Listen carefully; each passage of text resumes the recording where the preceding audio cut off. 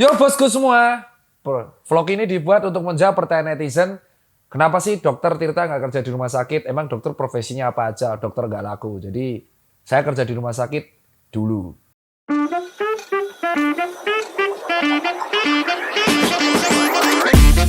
Sekarang pun saya masih SIP terdaftar di RSK 30 Mas, tapi lebih ke membantu di bagian marketing dan brandingnya sekarang.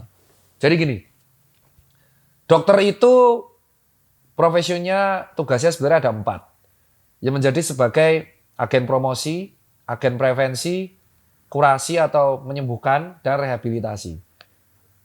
Promosi dan prevensi itu adalah ketika kamu mencegah orang yang sehat jadi sakit. Makanya disebutnya preventif. Ya, mencegah orang sehat menjadi sakit itu adalah tugas pertama dokter. Tugas keduanya adalah promotif, yaitu selalu mengempenkan mengenai gaya hidup sehat. Sehingga kembali, orang sehat tetap sehat dan orang sakit bisa jadi sehat. Yang ketiga adalah kuratif atau cure. Nah, ini yang kalian sering tahu bahwa dokter menyembuhkan atau membantu penyembuhan dari pasien karena kesembuhan ada di tangan Allah Subhanahu wa taala. Di mana kita hanya membantu mempercepatnya. Yang terakhir adalah rehabilitatif, yaitu untuk orang-orang yang sudah post operasi atau post op atau post cedera untuk kembali ke hidup yang normal, sudah sembuh tapi pengen kemampuan fisik normal, maka disebut rehabilitatif. Nah, itu 4. Profesi dokter itu dibagi menjadi 2, yaitu klinisi dan non-klinisi. Klinisi itu ketika kamu hidup di dunia klinik, benar, klinik. Jadi kayak kamu bertemu dengan pasien di rumah sakit. Sementara non-klinisi itu dokter yang mengurusi hal-hal yang tidak langsung bertemu dengan pasien. Contoh, lab, yang ngurusi darah, yang ngurusi rumah sakit, yang ngurusi dokter-dokter, yang ngurusi penelitian, yang ngurusi obat, yang ngurusi pendidikan, yang ngurusi kurikulum, yang ngurusi kesehatan masyarakat, komunitas, kebijakan, vaksin, itu semua dokter non-klinisi. Jadi, dokter itu alurnya ketika kamu setelah dokter umum, kamu berhak menjadi apapun. Contoh, ketika kamu memimpin puskesmas, kepala puskesmas itu dokter. Rata-rata dokter. Kenapa? Karena dokter itu yang memahami 5-star dokter. Di mana 5-star dokter ditentukan oleh WHO tahun 93, datanya ada di sini. Salah satu tugas dari 5-star dokter adalah menjadi leadership dan communicator. Ya, dan community, yaitu bertugas mengontrol sebuah komunitas di setiap daerah di mana dia praktek. Satu dokter bertanggung jawab misalkan 6.000 orang di daerahnya, supaya daerah tersebut tetap sehat. Karena ada penyakit wabah, infeksius, dan penyakit-penyakit menular lainnya yang bisa menular lewat komunitas. Nah, dokter yang menjadi kepala puskesmas itu aja sudah tidak bisa nyentuh pasien. Kenapa? 1, dia harus bertanggung jawab terhadap setiap kecamatan di areanya. Karena satu puskesmas itu bertanggung jawab dengan beberapa kelurahan dan beberapa kecamatan. Kedua, dia harus bertanggung jawab mengenai jadwal imunisasi wajib dari anak-anak daerahnya. Sesuai dengan program MDGs. Ketiga, dia harus bertanggung jawab mengenai mengontrol penyakit infeksius yang muncul endemis setiap tahun. Contoh, DB tiap musim hujan, tipes atau kalau di daerah timur ada malaria. Jika itu berlebihan, maka akan dikategorikan wabah, kepala puskesmas harus lapor ke dinas kesehatan. Keempat, kepala puskesmas juga harus ada program-program. Contoh, posyandu. Posyandu itu tim puskesmas yang rutin tiap hari Selasa atau Kamis mengontrol di setiap daerah di wilayahnya, kesehatan yang dia kontrol. Berat badan bayi, kesehatan ibu dan anak. Maka disebutnya posyandu, pusat pos layanan terpadu. Dan itu bertanggung jawab juga dengan BKKBN. Dan itu yang ngurus Kapuskesmas. Kapuskesmas itu juga bertanggung jawab mengenai jumlah nakes yang ada di daerah situ. Jadi bertanggung jawab tentang rujukan. Kalau misalkan BPJS, dia ada distokia bahu, bayi, darurat, dia harus diantar rujukan. Rujukan terdekatnya mana? Alur rujukannya gimana? Itu yang ngatur kepala puskesmas. Dokter yang menjadi kepala puskesmas itu tidak harus punya gelar Mars. Tapi memang dokter umumnya ditempatkan menjadi Kapuskes. Jika nggak ada dokter umum, baru boleh dokter gigi dan baru boleh bidan ataupun perawat atau nurse. Jadi yang pertama diutamakan dokter umum. Kalau misalkan dokter umum sudah jadi Kapuskesmas, itu nggak akan ada waktu buat ngurus pasien. Dan itu penting. Jadi kamu tahu itu baru puskesmas. Belum klinik Pratama. Belum rumah sakit tipe D, C, B, dan A. Untuk kamu menjadi direktur rumah sakit, kamu harus punya gelar tambahan. Setelah dokter umum, kamu kuliah namanya manajemen rumah sakit. Dan untuk mendapatkan gelar atau sekolah manajemen rumah sakit, kamu harus paling nggak kerja di rumah sakit minimal 2 tahun. Itu baru dokter rumah sakit. Dokter yang ngurusi obat, ada. Dokter farmakologi, itu dulu guru saya, almarhum Profesor Iwan. Dokter-dokter yang menentukan obat ini buat apa, penelitian obat, jurnal ini, jurnal itu, masuk.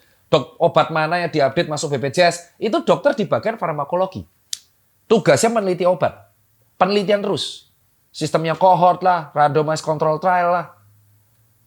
Dokter yang menulis dan research, bekerja sama dengan pabrik obat untuk meneliti penemuan-penemuan baru. Contoh, vaksin COVID kenapa bisa cepat? Karena banyak peneliti yang di situ. Dokter yang bertanggung jawab mengenai penyakit infeksius, itu epidemiologi. Dokter yang bertanggung jawab mengenai kesehatan masyarakat satu provinsi, itu ilmu kesehatan masyarakat, IKM. Dokter yang membuat kurikulum, ada di bagian problem based learning, program pendidikan dokter. Dokter yang di bagian biomedis, ada master biomedis. Dokter yang mengurus usaha, ada tulisannya MBA. Lah kamu kira yang jadi rumah sakit ngurusi cabang-cabang banyak itu kalau nggak dokter gimana? Klinik skincare yang ngurusi rata-rata dokter semua. Ya kan? Kamu kira klinik-klinik skincare kayak Dr. Richard Lee punya skincare, itu apa? Dokter ya. Dulu dia ngurus pasien, sekarang dia mendidik dokter-dokter lain, tapi dia punya gelar Mars dan PhD untuk mengurus. Ya kan? Dokter-dokter yang ngurus klinik, dokter-dokter yang ngurus lab, dokter-dokter yang ngurus alkes, apa nggak dokter itu? Dokter-dokter lawyer. Jadi dokter itu tidak jalannya spesialis. Kalau semua dokter jadi spesialis, siapa yang mewakili kesehatan di Komisi 9?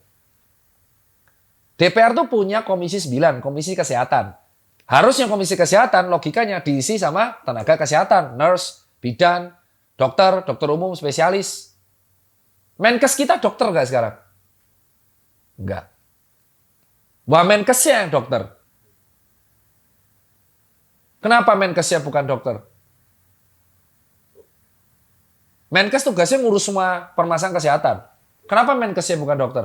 Dulu Menkesnya dokter, Dokter Siti Fadilah, Dokter Nila Muluk, Dokter Terawan. Kenapa Menkesnya sekarang bukan dokter? Ya karena jarang ada dokter yang memiliki kemampuan manajerial yang tinggi. Iya, karena orang yang jadi Menkes itu bukan ngurusi pasien, tapi memiliki kemampuan manajerial. Menkes yang sekarang, Pak Budi Gunadi Sadikin, itu di Bank. Punya pengalaman manajerial ngatur bank. Lah kan ngatur bank sama ini kemampuan manajerial. Karena tidak ada sosok orang yang mengatur manajerial yang banyak dan mampu melepaskan jabatan di rumah sakitnya, maka yang jadi Menkes adalah sosok non-kesehatan yang memiliki ilmu manajerial. Tapi karena dia orang non-kesehatan, maka dia harus wajib didampingi seseorang yang paham di dunia kesehatan. Maka dipilihlah Wamenkes yang seorang dokter. Kalau ada dokter yang memiliki kemampuan manajerial yang luar biasa, bisa nggak dia jadi Menkes? Bisa. Bisa. Tapi ada nggak orang kuliah di situ? Sementara ini orang S1 kedokteran, koas, lulus tuh pasti pengennya spesialis. Karena terlalu banyak spesialis, sekarang saya tanya, kalau kamu marah-marah, Menkesnya bukan dokter, ya kalau kamu dokter, kamu kuliah ambil manajerial. Magister bisnis, Master of Science, MSc, PhD-nya di gelar teknikal kesehatan, biomedis. Kalau kamu mengambil gelar itu, atau kayak contoh Dr. Benny, dia ngambil SH dan MH, dokter lawyer. Suatu saat kalau ada Menkes, paham hukum kesehatan, Dr. Benny bisa di situ. Kenapa? Karena dia SH, MH. Dia punya skill di hukum kesehatan. Dan dia dokter. Tentu dia akan mewakili suara dokter di legislatif. Ataupun di eksekutif. Legislatif jadi DPR, Komisi 9. Atau eksekutif. Dokter boleh berpolitik. Boleh. Kalau dokter nggak berpolitik, siapa yang ngisi mewakili suara kesehatan, terutama rakyat, di Komisi 9? Karena nggak ada yang mau di situ. Akhirnya Komisi 9 dominasi bukan dokter. Jadi jangan salahin. Kenapa? Karena nggak ada dokter yang di situ. Dokter setahu yang jadi salah satunya pemimpin daerah, Dr. Hasto. Dulu jadi wali kota, Bupati Wates. Sekarang jadi kepala BKKBN. Pinter dia. Dr. Objin. Ketika dia jadi Bupati Wates pada waktu itu, Kulon Progo, Bupati Kulon Progo, dia membuat kebijakan yang sangat mendukung kesehatan rakyatnya. Karena dokter. Dan ingat, Kemerdekaan negara kita salah satunya dipelopori oleh dokter. 20 Mei 1908, organisasi pertama di Indonesia bernama Budi Utomo. Itu dipelopori oleh dokter dari Stovia yang sekarang menjadi UI. FKUI, iya, jadi FKUI. Sejauh itu. Jadi jangan berpikir dokter tuh sempit hanya ngurusi pasien. Dokter tuh justru yang paling paham. Tapi karena dokter taunya cuma spesialis, nggak ada yang kuliah manajerial, akhirnya ya jangan kaget kalau misal pemegang kebijakan kita bukan dokter yang ngerti kita. Lu cuma bisa marah-marah doang. Tapi lu tidak mau kuliah di situ. Lah dokter Tirta gimana? Gue kuliah di situ, coy. Jadi cita-cita dokter Tirta apa? Ya gue akan kuliah. Kan MBA, MSc, PhD. Ya gue pengen di situ. Direktur BPJS. Dokter nggak? Dokter lah. Emang direktur BPJS praktek. Padahal yang dokter BPJS itu ngurus siapa? Kode penyakit yang bisa ditanggung BPJS atau enggak. INASIBIDIS namanya. Jaminan Kesehatan Nasional, JKN. Tentu dia harus hafal dong penyakit mana yang bisa ditanggung apa enggak. Rumah sakit mana, sistem rujukan. Harus dokter nggak? Harus dokter lah. Dokter yang kuliah manajerial dikit, taunya spesialis. Ketika spesialis duitnya dikit, dokternya ngeluh. Sekarang nanya, banyak dokter TikTok. Apakah mereka paham aturan? Gak semua dokter paham aturan hukum. Karena mereka nyepelein. Kamu update di TikTok pasien. Tanpa seizin pasien lagi dioperasi. Boleh dituntut gak? Boleh, karena pasien merasa mukanya disebarkan tanpa seizin dia. Rahasia medis. Boleh. Ada dokter senior, debat. Saya kan operasi posting nggak kena. Ada kakinya. Itu kan kaki pasien. Kalau pasiennya marah boleh tuntut? Boleh. Kejadian kemarin RSUD Jombang. Harusnya kelahiran normal. Harusnya kelahiran sesar. Dipaksa normal. Meninggal ketika delivery. Karena distokia bahu. Kepalanya harus dipotong karena nyangkut. Yang ngurus siapa? Dokter lawyer. Salah nggak vaskesnya? Salah. Salah nggak nakesnya? Salah. Harus diselidiki semua. Ya ini yang harusnya teman-teman tahu. Kalau semua dokter spesialis, siapa yang menghukum kesehatan? Siapa yang nanti merumuskan etik? Kenapa dokter TikTok kontennya sembarangan? Karena nggak ada yang paham hukumnya waktu itu. Banyak loh kasusnya. Ciwal-ciwal bayi. Boleh nggak ciwal-ciwal bayi di... Nggak boleh. Itu pasien. Orang operasi kena foto jempol aja nggak boleh. Harus izin dulu sama pasiennya. Pasien yang ngizinin baru kita update. Itu pun matanya harus disensor. Siapa yang boleh membongkar rekam medis? Nggak boleh. Pasien aja nggak boleh. Hanya boleh dikasih dikit. Rekam medis boleh dibongkar atas perintah surat pengadilan. Tahu nggak? Itu kerahasiaan umum, coy. Kerahasiaan, coy. Jadi nggak boleh. Pasien yang bilang, rekam medis mana saya? Lu boleh dapat resume doang. Lu nggak boleh dapat rekam medis. Kenapa? Karena rekam medis itu rahasia dari kesehatan dan hanya bisa dibuka atas perintah pengadilan. Karena penting menjadi barang bukti. Visum. Boleh nggak dokter itu membela, mengatakan, nampaknya ini dibunuh? Nggak boleh. Dokter hanya boleh bilang, luka tembak. Luka benda tumpul. Itu visum. Visum repertum. Nggak boleh dokter bilang, ini kayaknya dibunuh. Nggak boleh. Itu tugas detektif dan polisi. Boleh nggak dokter membedakan pasien? Ada dokter, saya nggak suka LGBT. Tapi dia boleh nolak pasien LGBT. Nggak boleh. Nggak boleh. Boleh dia nolak pasien berdasarkan ras. Nggak boleh. Dokter harus menerima setiap pasien siapapun. Dan nggak boleh ngonten pasien. Contoh, dia ngonten rahasia pasien di medsos. Kemarin saya ketemu pasien hamil. Ternyata dia masih belum nikah. Boleh nggak kayak gitu? Nggak boleh, kena sidang etik. Itu rahasia pasien. Rahasia pasiennya harus lu telan dalam perut.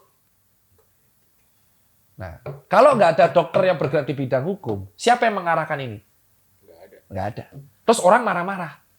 Kenapa? Karena lu semua taunya dokter cuma praktek. Kalau semua dokter cuma praktek, jadi jangan kaget yang punya rumah sakit bukan dokter. Yang punya apps dokter tuh, cek semuanya. Dokter emang? Bukan. Dokter jadi mitranya. Gue nggak sebut, nanti kena. Aplikasi-aplikasinya, titik-titik apa, titik-titik dok, titik-titik dok, titik-titik dokter, titik apa. Lu cek semuanya. Siapa pemiliknya? Perusahaan besar. Bukan dokter. Salah nggak? Ya enggak. Karena yang memiliki skill entrepreneur, dokter dikit. Jadi, Dokter Tirta mengambil jalan berbeda karena peluang di situ jelas. Ya, gue pengen mengambil ilmu manajerial, gue pengen mengambil ilmu hukum kesehatan, gue pengen mengambil ilmu organisasional, sehingga gue bisa buat klinik, sehingga gue bisa bekerja sama dengan banyak orang. Dok, kalau lu pengen ngambil manajerial, kenapa nggak Pak Mars aja? Loh, partner gue sudah Mars, ngapain gue ngambil Mars lagi? Gue ngambil ilmu MBA-nya, gue ngambil ilmu teknikalnya, gue ngambil hukumnya, gue tinggal cari partner 3 dokter lain yang pinter dan kita buat kongsi sendiri. Ya kan? Terus gue akan kuliah. Kalau nanti gue jadi staf ahli menteri, boleh. Karena apa? Gue ada keahlian di situ. Jadi kalau lu pengen jadi dokter yang tampil beda, boleh. Dokter tentara ada banyak. Dokter polisi. Lu pikir dokter-dokter DVI yang forensik tuh dokter apa? Dokpol, dokter polisi dari RS Polri. Ada. Makanya kerja di situ. Hubungannya sama kriminologi. Tapi dia polisi, Pak. Tapi dia dokter. Dokter Terawan, dokter apa? Tentara. Dia TNI, tapi dia dokter. Boleh. Jadi jangan sempit pikirannya itu. Banyak dokter profesinya. Dokter tentara, dokter polisi, dokter pengusaha, terus dokter manajerial, dokter BPJS, banyak. Dokter keluarga, dokter dirut rumah sakit, dokter puskesmas, dokter peneliti, dokter obat, apoteker, kerjasama dengan apoteker, farmakologi, itu banyak. Dokter dosen, dokter pengajar. Kalau semua dokter jadi dokter spesialis, gak ada yang mau jadi dosen. Siapa yang ngajarin mahasiswa dokteran? Dokter yang spesialis olahraga, ada. Dokter Dika. Dokter spesialis rehabilitasi medis, ada. Dokter Medok, tuh viral medsosnya. Dokter nutrisionis, ahli gizi, nanti S2-nya. Bisa? Bisa. Yang ngurusi makanan atlet, yang ngurusi makanan rumah sakit, siapa? Kalau nggak fakultas gizi dan dokter yang berhubungan di situ. Orang stroke, rehabilitasi medis, yang ngurus siapa? Dokter rehabilitasi medis. Orang cedera, yang ngurusi siapa? Dokter SPKU bekerja sama dengan SPOT dan fisioterapis. Lu pikir fisioterapis bisa nyuruh orang ronsen? Bisa, atas perintah SPOT. Jadi banyak profesi dokter tuh. Jadi jangan sempit buat lu yang mau jadi dokter. Jangan sempit, jangan patokan kaya. Dokter tuh susah kaya. Kecuali lu lahir di tahun 60, 70, 80. Ketika rumah sakit dikit dan masyarakat banyak. Dokter tuh tujuannya bukan kaya. Di dalam sumpah kedokteran, itu adalah kita mengurus pasien. Bukan kaya. Kalau mau kaya, harus usaha yang lain. Cuci sepatu kayak dagang kopi, donat. Boleh. Usaha ke bidang kedokteran boleh. Skincare dan kawan-kawan. Cuman ada etikanya. Jika kamu usaha skincare, lu nggak boleh. Ini usaha lu. Lu mengunggulkan usaha lu nggak boleh. Lu bolehnya nyuruh dokter lain untuk memuji usaha lu. Itu boleh. Boleh. Misal, gue punya usaha skincare atau krim atau apotek. Apotek gue paling keren. Nggak boleh. Yang boleh muji itu dokter lainnya. Makanya lu lihat dokter Richard Lee. Pernah dia bilang, klinik ini paling bagus di publik. Gak pernah. Yang memuji pasti influencernya. Karena bisa kena etik. Bisa kena etik. Sidang etik. Yaitu apa? Memuji diri berlebihan. Gak boleh. Dokter Tirta, lah kan soal sepatu. Akun edukasi aja dipisah. Lu tahu kenapa akun edukasi gue sekarang di peng-peng-peng? Karena itu aturan medsosnya. Aturan medsos, akun edukasi dari dokter dan akun pribadi harus dipisah. Akun edukasi gue di mana? Peng-peng-peng. Cek tuh peng-peng-peng. Dokter Tirtanya akunnya apa? OTD. Tapi harus ada peng-pengnya. Peng-peng-peng itu isinya edukasi kesehatan semua. Kan harus dipisah. Karena nama gue tuh ada dokternya. Kecuali kayak di Twitter. Akun Twitter gue cek. Ada nggak nama dokternya? Nggak ada. Dokter Tirta nggak ada. Adanya Tirta Cipeng. Di YouTube peng-peng-peng. Dokter Tirta kok tahu? Karena gue paham pas kuliah. Dan dokter tuh ada sertifikat. Namanya SKP. Setiap perpanjangan mau praktek, harus ada poin-poin. Makanya dokter ikut seminar. Gue tunjuk ini, gue ikut ATLS, CLS. Jadi gue nggak sembarangan, coy. Nah, ini adalah berkas-berkas kedokteran gue. Ini ATLS. Advanced Trauma Life Support. Ini transkrip nilai gue. A per B, B, B, A per B, A per B, A per B, A, A, A, A, A. A. Ini koas. Tuh. Transkrip nilai, dilegalisir UGM.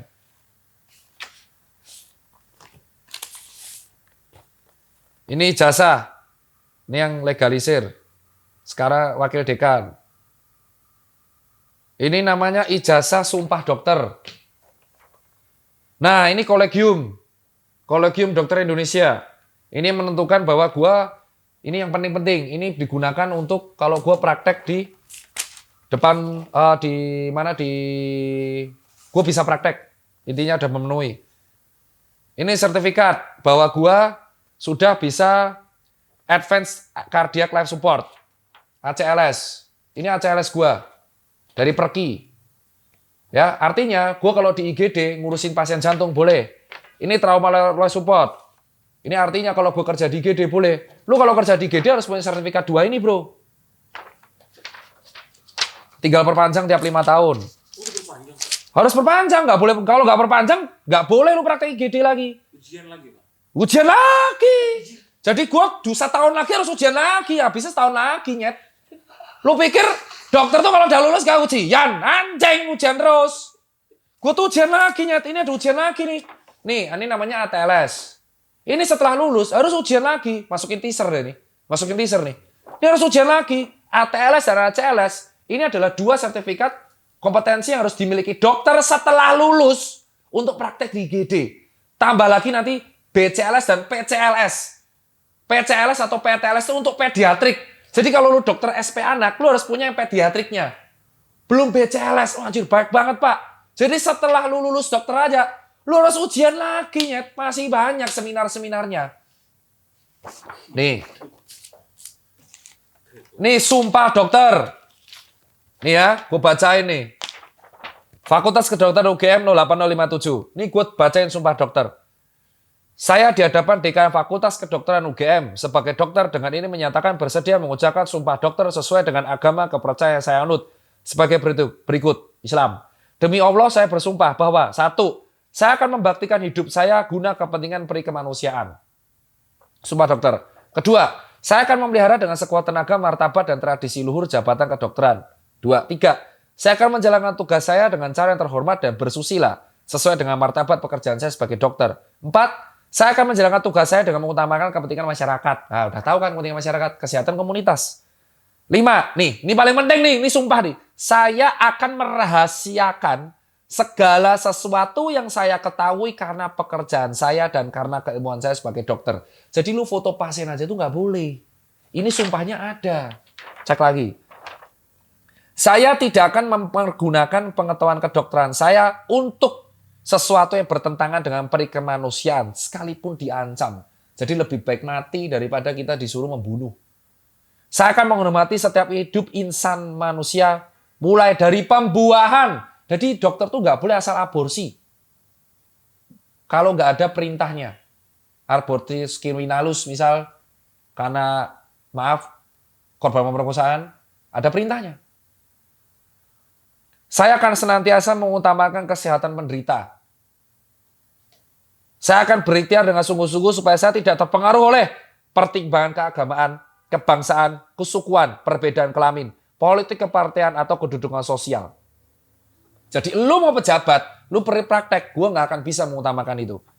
Saya akan memberikan kepada guru-guru saya penghormatan dan pernyataan terima kasih selayaknya. Senior gue. Jadi gue nggak bisa. Walaupun gue nggak terima misal sama Dr. Terawan, gue nggak boleh maki-maki dia. Beliau senior saya, alias guru kita. Itu kuatnya kita. Saya akan memperlakukan teman sejawat saya sebagaimana saya sendiri diperlakukan. Meskipun ada dokter yang bertentangan sama gue nggak boleh debat di medsos. Maka nggak ada dokter tuh debat terbuka di medsos. Debatnya tertutup. Karena kalau ada yang debat yang salah, itu mempermalukan. Saya akan mentaati dan mengamalkan kode etik kedokteran, kodeki. Saya kerahkan sumpah ini dengan sungguh-sungguh dan dengan mempertaruhkan kehormatan diri saya. Yogyakarta 30 April 2015. Ada gitu tulisan. Saya akan kerja, dapat uang. Ini ATLS nih.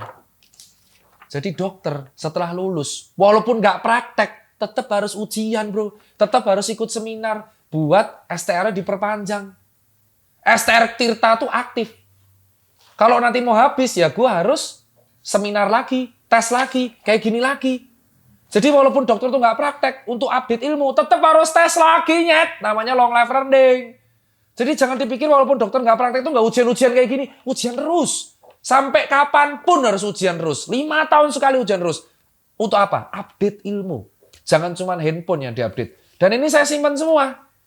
Ini nilai saya.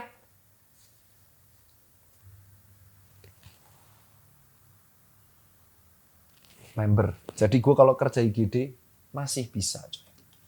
Ya iyalah.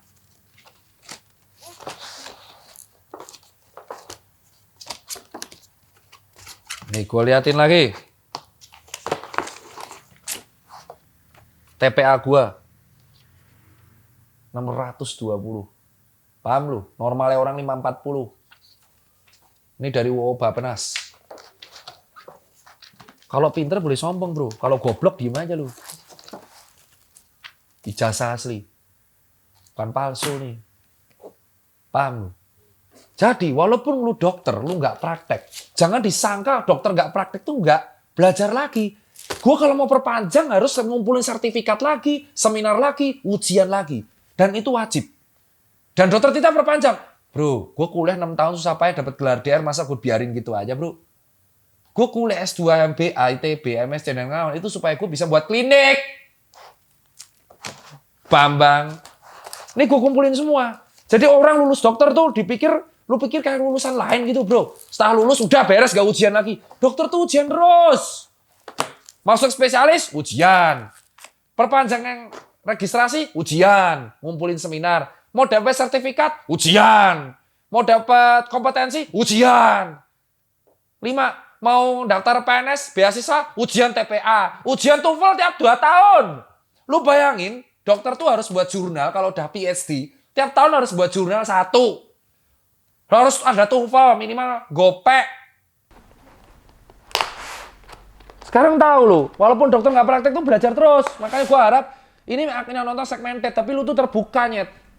Tolong ya, jadiin teaser. Teasernya jadi ada 3, ya. Ini jadiin teaser yang ini nih, ya. Yang gua ngambil berkas nih. Jadi dokter tuh harus sertifikat semua. Lu adu sertifikat bisa. Kalau serkom lu nggak lengkap, lu nggak bisa perpanjang STR. Satu seminar itu 7 poin. Harus ngumpulin 150-200 poin. Jadi lu ikut 20 seminar. Setiap seminar tuh bayar 2 juta. Udah penghasilannya pas-pasan, suruh seminar terus. Gak boleh marah. Kalau marah gak usah jadi dokter. Paham? Masuk game tuh susah coy. Keluarnya juga tambah susah. Udah masuknya susah, keluarnya susah. Mampus ya lu. Bertanya juga susah. Jadi gue selalu bangga kalau ditanya, Tirta masuk mana? Dulu saya masuk FK UGM dan saya masuk FK Undip. Saya selalu bangga sama alma mater saya. Karena masuk UGM itu susah. Masuk UI itu susah. Masuk Erlangga, Undip itu susah. Masuk FK itu susah. Jadi kalau lu masuk FK, lu putus di tengah jalan, lu nyesel lu coy. Paham? Jadi walaupun gue nggak praktek, gue tetap harus ujian terus, nyet. Ini gue habis tes full kemarin, 540 hasilnya. Tetap harus belajar. Jangan dipikir kita lulus dokter, kita nggak akan belajar lagi. Paham lu semua? Itu. Dan kenapa gue share kayak gini? Biar semua netizen terbuka. Bahwa dokter Indonesia tuh yang pinter banyak. Banyak. Tapi nggak semua pinter ngomong. Maka jadinya jutek. Nggak semua dokter pinter yang pinter nyembuhin itu bisa ngomong dengan baik. Nggak semua. Makanya jutek. Makanya gue usul ilmu komunikasi ditambah di S1. Dari bukan dosen kedokteran, tapi dosen Vkom, komunikasi. Supaya mereka komunikasi publiknya diperbaiki. That's it bro. Itu aja kalau dari saya. Sampai jumpa di vlog selanjutnya. Jangan lupa minum air mineral karena mengandung mineral esensial dan cukup bagi tubuh.